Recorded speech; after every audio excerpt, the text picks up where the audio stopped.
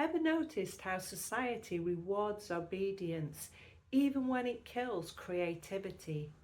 Be nice, be good, be appropriate. And somewhere between don't shout and don't feel, we stopped laughing. We learned to dim our spark to keep the peace. But evolving, growing isn't about good behaviour. It's about movement, the kind that comes from the hips, not the head. Because obedience might keep you safe, but it also keeps you small.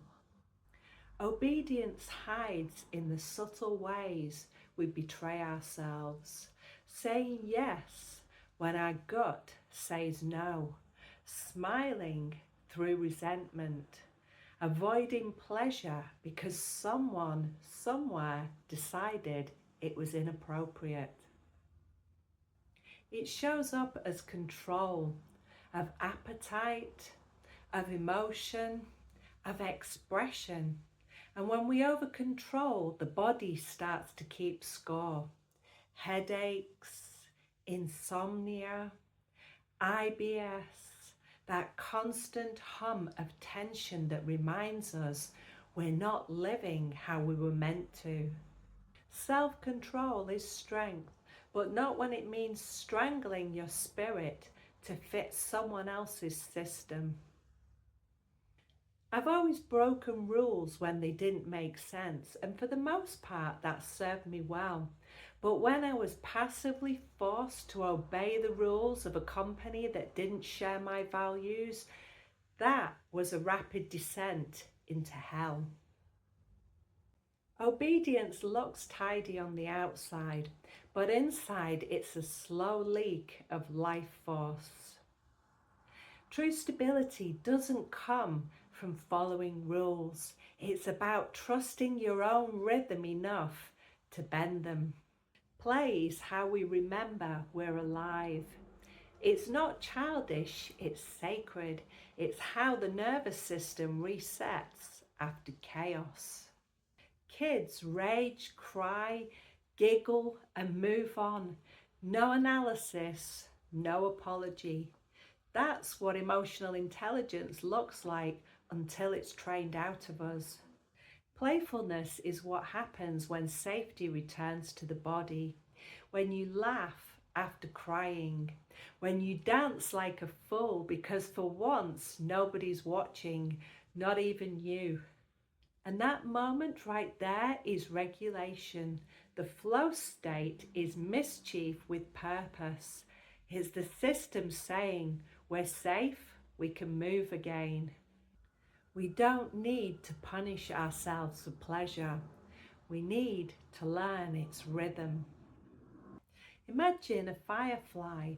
It doesn't shine all the time. It pulses. Light, pause, light, pause. Doesn't ask for permission to glow. It doesn't check if the others approve. Its rhythm is its own. Erratic, radiant, alive. That's play.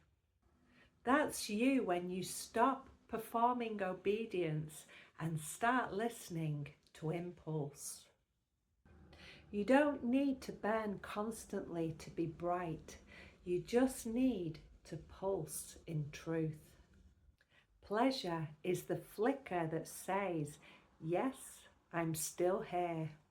The only thing you owe the world is your light, not your obedience to its dimmer switch. So instead of fixing habits, what if you studied their rhythm? The drink, the scroll, the bite, the sigh, each one has a tempo. Change the music and the habit changes also. When emotion rises, move, shake, stretch, breathe, laugh, scribble. Let mischief lead the way.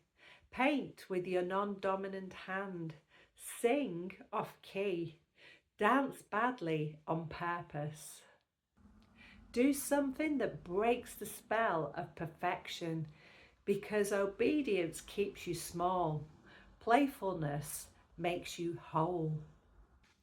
And sometimes the most spiritual thing you can do is make a mess and enjoy it. And as you breathe, you might notice how easy it is to let something soften. The jaw, the belly, the butt, the thoughts trying to stay in charge. That small obedient voice saying, don't. And yet something deeper smiles and whispers, do. Each exhale, a tiny act of rebellion. Each breath, a quiet return to rhythm. Maybe the pleasure isn't in getting it right, but in letting yourself feel it at all. Imagine your breath like a slow dance. In sway, out release. The rhythm finds you, the pulse returns. And somewhere beneath all the noise, there's a spark, playful, alive, mischievous, waiting to move you again. Because obedience may keep the peace, but play keeps the soul alive.